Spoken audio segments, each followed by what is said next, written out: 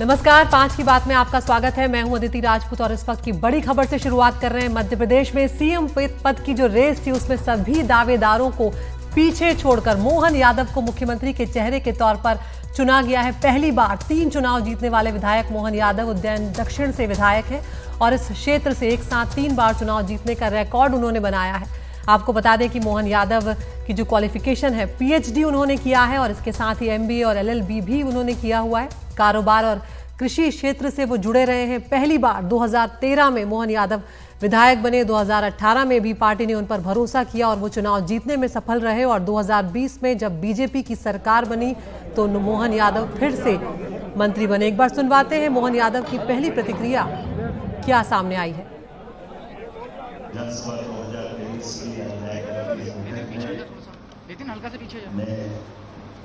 अपने मन से वास्तव में भारतीय जनता पार्टी ये होती जोरदार ताली बजाए मैं आप सबको प्रणाम करता हूं और आप सबका धन्यवाद अदा करता हूं।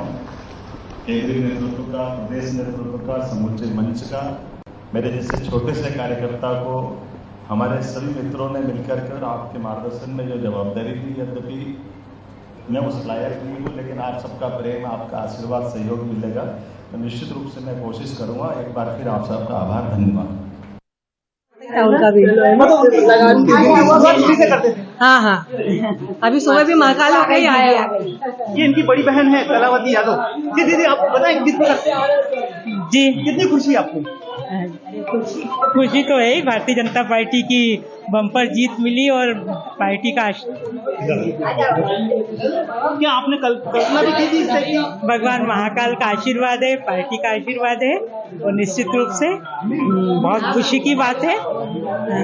उन संघर्ष भी बहुत है। 1984 से सतत काम किया है भारतीय जनता पार्टी का और हम विद्यार्थी परिषद के कार्यकर्ता के रूप में राष्ट्रीय स्तर तक काम किया है और सतत काम किया है।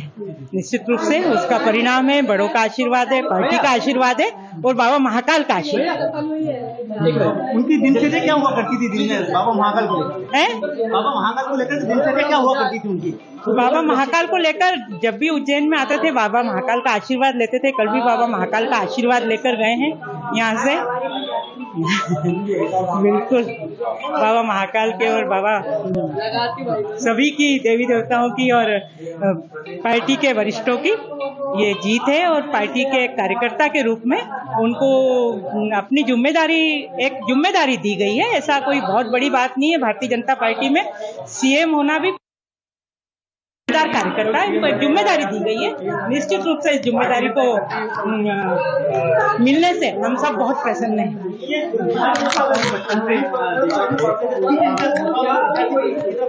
विद्यार्थी परिषद से ही राष्ट्रीय स्तर तक काम किया है।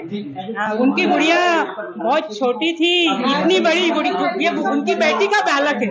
वो बेटी बहुत इतनी बड़ी थी तब शिवा भैया विधायक हुआ करते थे। उन्होंने कहा मोहन तेरी गुड़िया घुटने चलती है कि नहीं चलती है?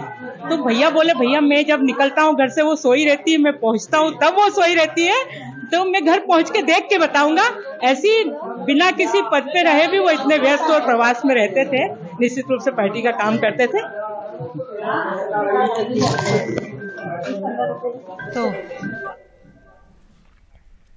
तो ये आप सुन रहे हैं परिवारजनों की खुशी जो है। उज्जैन जो है वो महाकाल की नगरी है और यहाँ पर पूरा जो परिवार है उनका इस वक्त बहुत शुक्रगुजार है पार्टी का और साथ ही महादेव महाकाल की कृपा की बात भी यहाँ पर कर रहे हैं। तो मध्य प्रदेश की कमान जो है मोहन यादव को सौंपी गई है। जितने भी नाम सीएम पद की रेस में चल रहे थे वो सब पीछे छूट गए हैं और एक तरह से शिवराज सिंह चौहान जो है उनकी भी पारी यहाँ पर समाप्त हो गई है। तो मोहन यादव कौन है ये भी आपको बताते चलते हैं। 25 मार्च 1965 को उनका जन्म हुआ। उज्जैन दक्षिण में एक साथ 3 बार चुनाव जीता है उन्होंने। अपने बयानों को लेकर सुर्खियों में भी रहे हैं, विवादित भी रहे हैं। मोहन यादव ने पीएचडी किया है, एमबीए और एलएलबी उन्होंने किया है। कारोबार और कृषि क्षेत्र से वो जुड़े रहे हैं।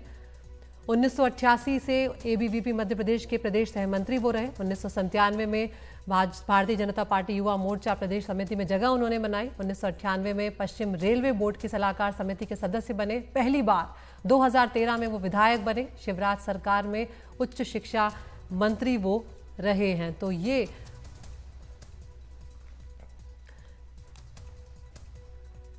अनुराग द्वारी के पास चलते हैं सीधा भोपाल में, जहां पर ये सारी हलचल हो रही है। अनुराग, यही बात आप और हम कुछ वक्त पहले कर रहे थे कि हो सकता है कि बीजेपी रेस में जो उम्मीदवार हैं उन सबको पीछे छोड़कर चौंकाने वाला कोई नाम सामने लेकर आए, और वही हुआ। बिल्कुल अदिति, लेकिन मैं आपकी खुशी समझ सकता हूँ। अदिति उसी शहर से आती हैं जहाँ से मोहन यादव आते हैं। अदिति महाकाल की नगरी का उनको बता रही थी, लेकिन अदिति के नाम का खुद अर्थ होता है दक्ष की पुत्री, यानी देवताओं की माँ भी अदिति हैं। तो अदिति की खुशी के कई सारे मायने हैं, लेकिन हम लोग दुखी हैं क्योंकि शायद अब बीजेपी के राज में कोई कयास लगाना या कोई ये कहना कि ये नाम रेस में आ गए, ये पीछे ये बंद कर देना चाहिए। क्योंकि मैं कम से कम कह सकता हूं कि जो भी नाम हमने दिए थे 7-8, उसमें दूर दूर तक मोहन यादव कहीं नहीं थे। और इसके पीछे की कई वजह हैं, एक वजह नहीं है। जब इतने कद्दावर नेता आएंगे तो फिर मोहन यादव क्या उनको संभाल पाएंगे, सबसे बड़ा सवाल ये था। दूसरा सवाल ये था कि चुनाव से कुछ दिनों पहले इस सिंघस्थ में जो ज़मीन को लेकर के एक विवाद हुआ और उसको लेकर सवाल उठे, वो एक बड़ा मुद्दा बना था यहाँ भ्रष्टाचार का और लोकायुक्त में उसकी शिकायत का। तो इसको लेकर भी सवाल उठ रहे थे कि क्या सवालों के घेरे में रहने वाले, पहले तो यही सवाल था कि उनको टिकट मिलेगा नहीं, टिकट मिला, जीते और अब मुख्यमंत्री बन गए हैं। तो हमारी बधाइयाँ, अदिति की खास तौर पर बधाइयाँ। लेकिन हाँ, ये नाम हमारे रेडार में नहीं था और हमने सोचा नहीं था कि इनको ताज मिलेगा। बिल्कुल अनुराग, अखिलेश भी हमारे साथ बने हुए हैं लगातार, वो भी नजर यहाँ पर बनाए हुए हैं। अखिलेश, मोहन यादव का जब नाम सामने आया तो आपकी पहली प्रतिक्रिया क्या थी, ये बताइए। कि वही जो हम सोच रहे थे वैसा ही हुआ। हम सरप्राइज के लिए, सस्पेंस के लिए और सीक्रेसी के लिए तैयार थे। शुरू से हम ये मन बना चुके थे। ये भी कह रहे थे, हमने रिपोर्ट किया था कि तीनों ही राज्यों में नए चेहरे होंगे, तो ये बात बिल्कुल स्पष्ट थी कि शिवराज को दोबारा मौका नहीं मिलेगा। ये पूरे इंडिकेशन हमें मिले थे, तो उसी बात को रिपोर्ट कर रहे थे। लेकिन हाँ, मोहन यादव जाहिर सी बात है कि सरप्राइज़ है, और इसलिए भी सरप्राइज़ है क्योंकि जब बड़े बड़े नाम चलते हैं उनमें से आप इतनी बड़ी लिस्ट में से ढूंढना, 163 विधायकों में से सबसे पहले तो ये छांटा होगा कि ओबीसी कौन है, सारे ओबीसी की एक लिस्ट बनाई होगी। फिर उसमें ये देखा होगा कि संघ का, एबीवीपी का किसका बैकग्राउंड है, तो उसमें ये इनका नाम भी आया होगा। उसके बाद उज्जैन से ये विधायक है, लगातार तीसरी बार चुनाव जीते हैं, पिछली सरकार में मंत्री भी रह चुके हैं। तो ऐसे में उनको ये लगा होगा कि हर क्राइटेरिया के ऊपर फिट बैठते हैं, इसलिए इनको चुन लिया जाए। क्योंकि ये एक हॉलमार्क बन चुका है पीएम मोदी और गृहमंत्री अमित शाह का कि राज्यों में अब जो भी मुख्यमंत्री बनेंगे वो कम चर्चित होंगे, जैसा कि हमने गुजरात में देखा। और दूसरी बात ये भी है कि इसमें जाति समीकरणों का ध्यान रखा जाएगा। यानी अब बीजेपी वो रिस्क नहीं लेगी जो उसने महाराष्ट्र में ली थी, देवेंद्र फडणवीस को बनाया था। तब ये कहा गया था कि बीजेपी जाति समीकरणों को ध्यान में नहीं रखती। लेकिन अब चाहे वो गुजरात में भूपेंद्र पटेल को बनाना हो या फिर छत्तीसगढ़ में आपको देखना, हमने देखा है कि विष्णुदेव साय को बनाया और अब मध्य प्रदेश में ओबीसी को बनाया। मैं आपको बताऊं मध्य प्रदेश में बीजेपी ने अभी तक सुंदरलाल पटवा, कैलाश जोशी को आप छोड़ दीजिए, लेकिन जब से पिछले 20 साल की अगर हम बात करें तो उमा भारती हो, बाबूलाल गौर हो या शिवराज सिंह चौहान और अब यादव, तो ये सारे ओबीसी समाज से आते हैं। तो बीजेपी इसी समाज के ऊपर जो है खासतौर से फोकस कर रही है और जरूरी भी है, और उनकी तादाद भी राज्य में 50% से अधिक संख्या जो ओबीसी की है। अनुराग, अखिलेश हमारे साथ बने हुए हैं, उन्हें दूसरे चैनल पर भी जाना है हमारे साथ ही। अनुराग, यहाँ पर अब ये भी जानकारी अगर मिल पा रही है तो जरूर साझा करें कि शपथ ग्रहण कब तक है, और जो डिप्टी सीएम के नामों की चर्चा हो रही है उस बारे में भी हमारे दर्शकों को जानकारी दें। देखिए, संभवतः 13 तारीख को शपथ ग्रहण की बात चल रही है। जब हम जैसे बात कर रहे हैं, जम्बूरी मैदान तैयार भी हो रहा है, वहाँ पर नगर निगम का अमला पहुँच गया है, तो संभवतः 13 तारीख को ऐसी तारीख हमें बताई जा रही है। लेकिन पुख्ता तौर पर अभी इस बारे में कुछ नहीं बता सकते। 2 चेहरे डिप्टी सीएम के तौर पर है, कम से कम इसमें मेरा एक तुक्का राजेंद्र शुक्ल के तौर पर सही लगा है। लेकिन दूसरा जो जगदीश देवड़ा, ये वित्त मंत्री हैं, मंदसौर के इलाके से आते हैं और ये पिछली सरकार में वित्त मंत्री थे। तो ये 2 जो नाम हैं वो उप मुख्यमंत्री की रेस में हैं, माफ़ कीजिएगा, उप मुख्यमंत्री हैं। और नरेंद्र सिंह तोमर को बताया जा रहा है कि विधानसभा अध्यक्ष के तौर पर।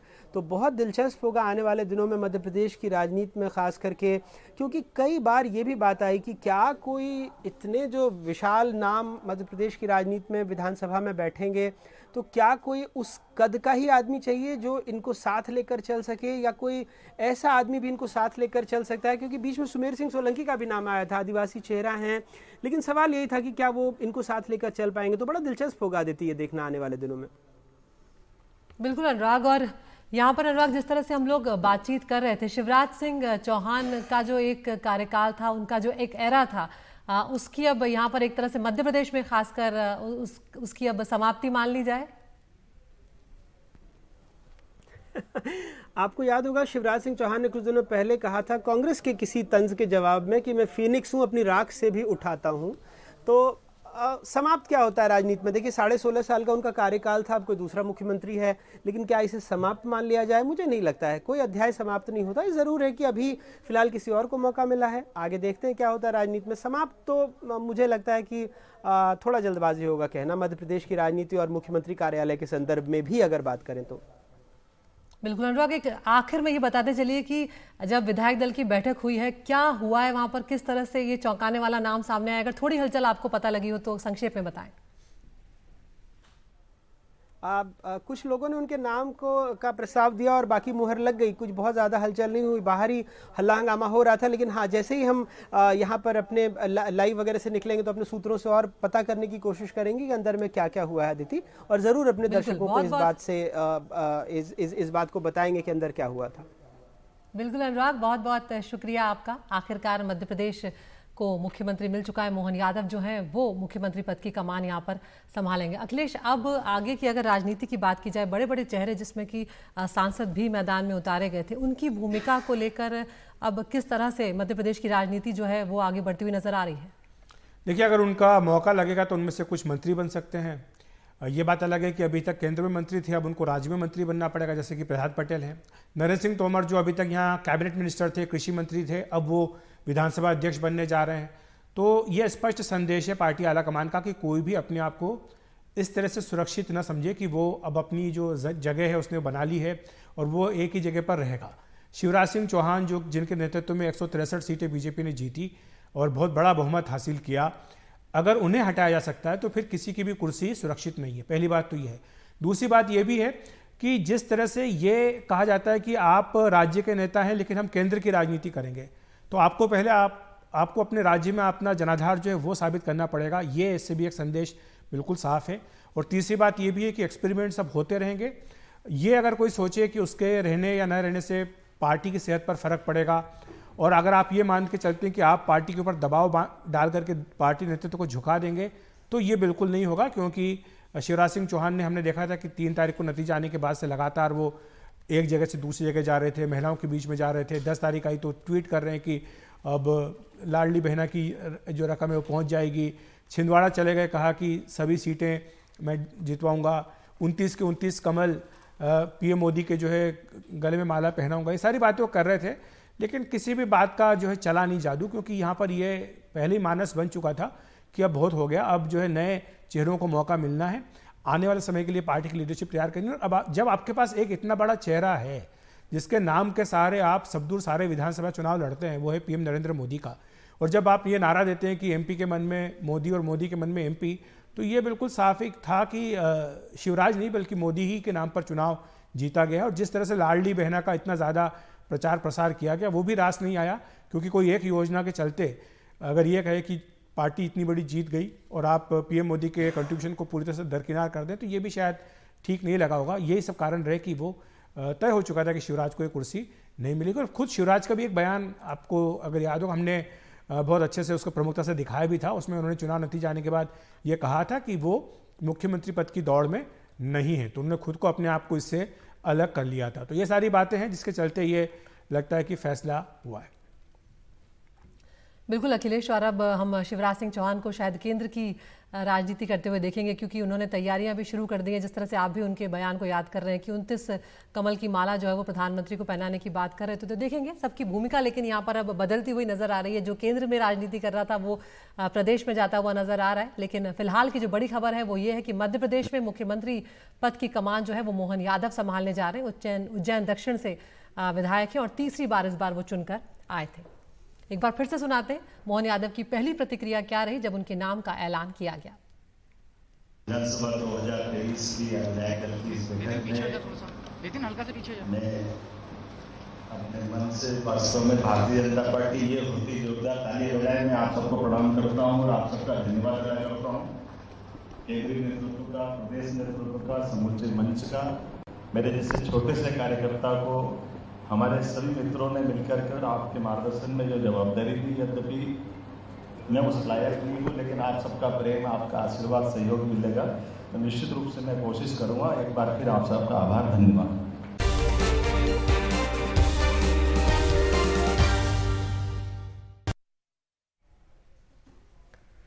तो मोहन यादव मध्य प्रदेश के नए सीएम होंगे और इसके साथ ही जगदीश देवड़ा और राजेंद्र शुक्ला को डिप्टी सीएम बनाया जा रहा है। नरेंद्र सिंह तोमर को विधानसभा अध्यक्ष। मुख्यमंत्री की रेस में मोहन यादव का नाम तक शामिल नहीं था। इस वक्त तस्वीरें भी हम आपको दिखा रहे हैं, वो मीडिया से मुखातिब होने जा रहे हैं, कुछ ही देर में वो बोलेंगे। तो मोहन यादव का नाम तक इस रेस में शामिल नहीं था। और इतना ही नहीं, जब विधायक दल की बैठक हो रही थी तो उससे पहले जो फोटो सेशन हुआ था उसमें भी मोहन यादव पीछे वाली पंक्ति में बैठे हुए नजर आ रहे थे। तो पहली बार 3 बार चुनाव जीतने वाले उज्जैन दक्षिण से विधायक हैं और 3 बार चुनाव जीतने का रिकॉर्ड इन्होंने बनाया है। यहाँ पर PhD कर चुके हैं, LLB कर चुके हैं और MBA भी मोहन यादव कर चुके हैं। तो वेल क्वालिफाइड ये यहाँ पर है। सुनते हैं एक बार यहाँ पर क्या कुछ हलचल चल रही है।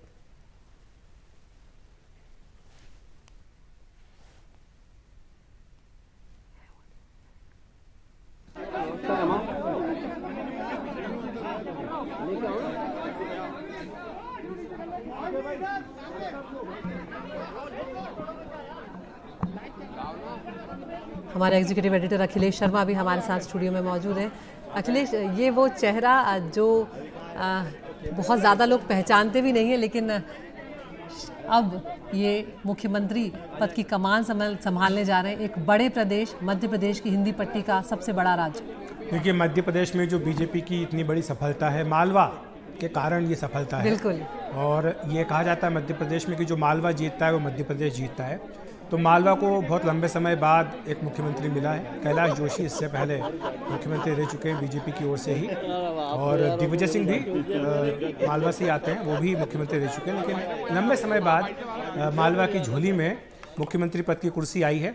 और बाबा महाकाल की नगरी से आते हैं, उज्जैन दक्षिण से लगातार तीसरी बार विधानसभा का चुनाव जीते हैं। पिछली सरकार में, शिवराज सरकार में उच्च शिक्षा मंत्री भी थे, ABVP से जुड़े रहे हैं। और जो छात्र संघ की राजनीति है, माधव कॉलेज उज्जैन का बहुत प्रसिद्ध कॉलेज है, वहाँ पर छात्र संघ की राजनीति होती थी। आपको याद होगा एक ज़माने में कॉलेजेस में चुनाव हुआ करते थे, तो उस चुनाव में इन्होंने अपनी राजनीति की शुरुआत की थी। और मोहन यादव वो शख्सियत हैं जो कि जैसा मैंने कहा कि लगातार छात्र संघ से लेकर के अखिल भारतीय विद्यार्थी परिषद, RSS, इस सब में काम किया। और उसके बाद भारतीय जनता युवा मोर्चा में आए और फिर इनको टिकट मिला, तो चुनाव लड़ा। नवनिर्वाचित विधायक दल की बैठक हैं मोहन जी। हमारे केंद्रीय पर्यवेक्षक आदरणीय मनोहर लाल खट्टर जी के नेतृत्व में आदरणीय K. लक्ष्मण जी और आदरणीय सुश्री आशा लकड़ा जी राष्ट्रीय सचिव, तीनों केंद्रीय पर्यवेक्षक के नेतृत्व में बैठक संपन्न हुई है। उस बैठक में भारतीय जनता पार्टी के हमारे वरिष्ठ नेता मुख्यमंत्री आदरणीय शिवराज सिंह चौहान ने मोहन यादव जी का नाम प्रस्तावित किया मध्य प्रदेश के नए नेता के लिए, विधायक दल के नेता के लिए। और हमारे केंद्रीय मंत्री रहे वरिष्ठ नेता आदरणीय नरेंद्र सिंह तोमर जी, आदरणीय कैलाश विजयवर्गीय जी, आदरणीय प्रहलाद पटेल जी,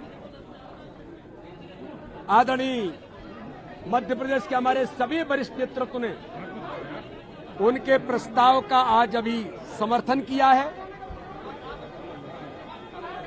और मैं मोहन यादव जी मध्य प्रदेश के विधायक दल के नए नेता के तौर पर आज वो निर्वाचित हुए हैं। मैं भारतीय जनता पार्टी मध्य प्रदेश की ओर से, मध्य प्रदेश के करोड़ों करोड़ कार्यकर्ताओं की ओर से उन्हें बहुत बधाई और शुभकामनाएं देता हूं। इस अवसर पर भारत के प्रधानमंत्री नरेंद्र मोदी जी का, दुनिया के सर्वाधिक लोकप्रिय नेता, देश के गृह मंत्री, भारतीय राजनीति के आधुनिक चाणक्य, जिन्होंने मध्य प्रदेश के चुनाव में प्रधानमंत्री नरेंद्र मोदी जी के नेतृत्व में मध्य प्रदेश के मन में मोदी और मोदी जी के मन में मध्य प्रदेश के अभियान को जनता ने जो आशीर्वाद दिया, कुशल रणनीति अमित शाह जी के साथ भारतीय जनता पार्टी के सम्मानीय राष्ट्रीय अध्यक्ष JP नड्डा जी का जो आशीर्वाद मिला, मैं हमारे नेतृत्व को, माननीय प्रधानमंत्री जी, माननीय अमित शाह जी, माननीय नड्डा जी को और भारतीय जनता पार्टी के हमारे नेता जो मुख्यमंत्री शिवराज सिंह चौहान को भी, ये पूरे नेतृत्व को बधाई देता हूं, हृदय से अभिनंदन करता हूं कि एक ऐसे कार्यकर्ता को जो विचार के लिए प्रतिबद्ध होकर, जिन्होंने अपना संपूर्ण जीवन छात्र राजनीति से लेकर विचार के लिए काम करने का लगातार जो प्रयास किया है, अथक मेहनत और परिश्रम के साथ जमीन से निकले हुए सामान्य परिवार के व्यक्तित्व को आज मध्य प्रदेश भारतीय जनता पार्टी के विधायक दल का नेता चुना गया है। मैं पुनः एक बार मोहन तो यहाँ यादव जी पर का अभिनंदन करता हूँ, बहुत बहुत बधाई देता हूँ।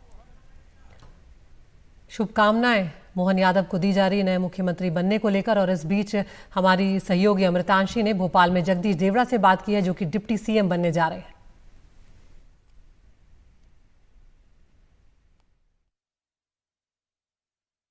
मध्य प्रदेश के डिप्यूटी सीएम जगदीश देवड़ा मौजूद हैं। विधायक दल ने इनके नाम पर मुहर लगाई है और लोग गुलदस्ते लेकर इनके सामने पहुंच चुके हैं। अगर आप देखेंगे तो जो है खास तौर से अगर जो है बात की जाए तो जगदीश देवड़ा जो है वो पहले वित्त मंत्री थे बीजेपी की सरकार में, और उनसे हम बातचीत करने की कोशिश करेंगे और जानेंगे कि कितना खास ये मौका है। यहाँ पर जो है जगदीश देवड़ा जी, बधाई आपको, डेप्यूटी सीएम आप बन गए हैं। मैं बधाई दे रहा हूँ मोहन यादव जी को, जो विधायक दल के नेता चुने गए, उनको बहुत बहुत बधाई, बहुत शुभकामनाएं। हाँ। अभी कोई अधिकृत जानकारी बाकी दायित्व के लिए नहीं आई है। आपको कोई जानकारी कोई जानकारी नहीं। मोहन यादव का डिसीजन आप कैसा मानते हैं? जो डिसीजन शीर्ष नेतृत्व ने लिया वो सिरोधार्य है, और बधाई, शुभकामनाएं। हाँ, ओबीसी नेता दोबारा से मुख्यमंत्री बने हैं, कई शुभकामनाएं। प्रदेश काम करेगा, सब कार्यकर्ता मिलके काम करेंगे, पूरी पार्टी काम करेगी। हमें खबर है कि आप डेप्यूटी सीएम बने, अगर जिम्मेदारी मिलती है तो क्या ठीक से निभाएंगे? अब अधिकृत कोई जानकारी नहीं। ठीक है, देखिए अगर जो है जगदीश देवड़ा जी हमारे साथ मौजूद थे, उनका साफ तौर पर कहना है कि अभी मुझे कोई जानकारी नहीं है। जाहिर सी बात है, नेता हैं, अभी बताने से बच रहे हैं, लेकिन कहीं ना कहीं नाम जो है वो लगभग तय हो चुके हैं। फिलहाल अभी कुछ भी बोलने से जो है वो कतराते हुए नजर आ रहे हैं। कैमरा पर्सन अभिषेक सिंह के साथ अमृतांशी जोशी, एनडीटीवी। अपने वरिष्ठ नेता माननीय नरेंद्र सिंह जी तोमर साहब का, माननीय कैलाश जी विजयवर्गीय राष्ट्रीय महामंत्री भाजपा, माननीय प्रहलाद पटेल जी वरिष्ठ नेता, माननीय राकेश सिंह जी और सभी, और आज विधायक दल के नेता के नाते से हमने सबने मिलकर संकल्प किया, मेरे जैसे छोटे कार्यकर्ता को एक बड़ी जवाबदारी दी। मैं जवाबदारी की इस बड़े काम को बता सकता हूं कि केवल ये भाजपा ही है जो सामान्य से छोटे से कार्यकर्ताओं को भी इतनी बड़ी जवाबदारी देती है। यही हमारा अपना भाजपा का चरित्र है। भाजपा के इस नए दायित्व के मैं लिए हृदय से आभार भी मानता हूं, और आप सबके विश्वास के साथ निश्चित रूप से जो विकास का कारवा बढ़ाया माननीय मुख्यमंत्री शिवराज सिंह जी चौहान ने और यशस्वी प्रधानमंत्री के नेतृत्व में, निश्चित रूप से हम इसको आगे बढ़ाएंगे। एक बार फिर मैं, हमारे लिए जो स्लोगन था एमपी के मन में मोदी और मोदी के मन में एमपी, इस स्लोगन के आधार पर निश्चित रूप से उनके विकास के सपने को लेकर आगे चलेंगे। मैं एक बार फिर हृदय से माननीय यशस्वी प्रधानमंत्री, माननीय गृह मंत्री अमित जी, माननीय नड्डा जी, माननीय वीडी जी का आभार मानता हूँ, माननीय शिवराज सिंह जी का आभार मानता हूँ, जिन्होंने मुझे बहुत बड़ी जवाबदारी दी। हृदय से आप सबका आभार, बहुत बहुत धन्यवाद। और जनता, करोड़ों करोड़ जनता जिनने इस निर्वाचन में भारतीय जनता पार्टी को प्रचंड बहुमत से विजयी दिलाई थी, निश्चित रूप से मैं सभी विधायक साथियों का, सभी कार्यकर्ताओं का, जिनके अथक परिश्रम से ये अद्वितीय दिन आवाज आया था, ये 5वीं बार भाजपा की सरकार बन रही है। निश्चित रूप से हम सब मिलकर के और प्रदेश की जनता की अपेक्षा के आधार पर इसको आगे ले जाएंगे। एक बार आप सबका आभार। अभी गवर्नर हाउस जा रहे हैं, माननीय विधायक दल की बैठक की कार्रवाई का मैं पत्र सौंपने के लिए हम गवर्नर हाउस जा रहे हैं। तो मोहन यादव को आप यहाँ पर सुन रहे थे, जो कि भावी मुख्यमंत्री होने जा रहे हैं मध्य प्रदेश के, और उन्होंने कहा कि ये सिर्फ बीजेपी में ही संभव है कि एक छोटे से कार्यकर्ता को इतना बड़ा पद दिया जा रहा है, और उन्होंने सबका धन्यवाद भी यहाँ पर व्यक्त किया है।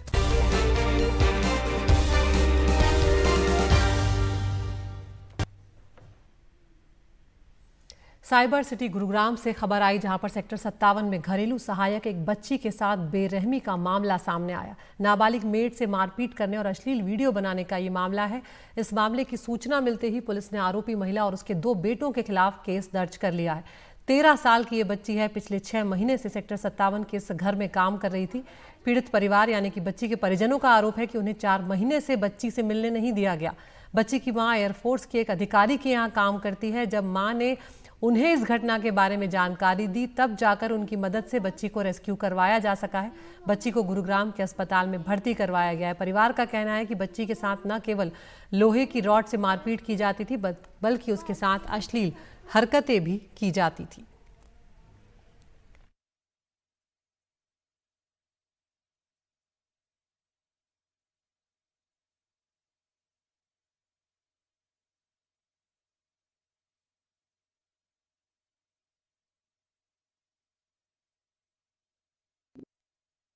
कब से काम कर रहे थे आप वहाँ पे?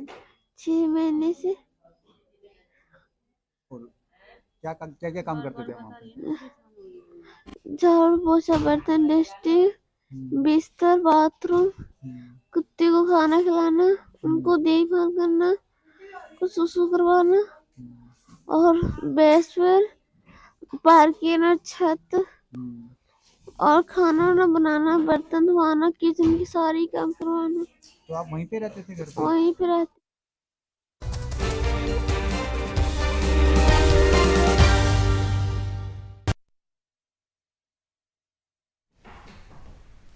प्रधानमंत्री नरेंद्र मोदी ने आज विकसित भारत 2047 युवाओं की आवाज का शुभारंभ किया। इसका उद्देश्य देश के युवाओं को विकसित 2047 में भारत के दृष्टिकोण में योगदान देने के लिए एक मंच प्रदान करना है। ये कार्यक्रम विश्वविद्यालयों और अन्य शैक्षणिक संस्थानों के माध्यम से संचालित किया जाएगा।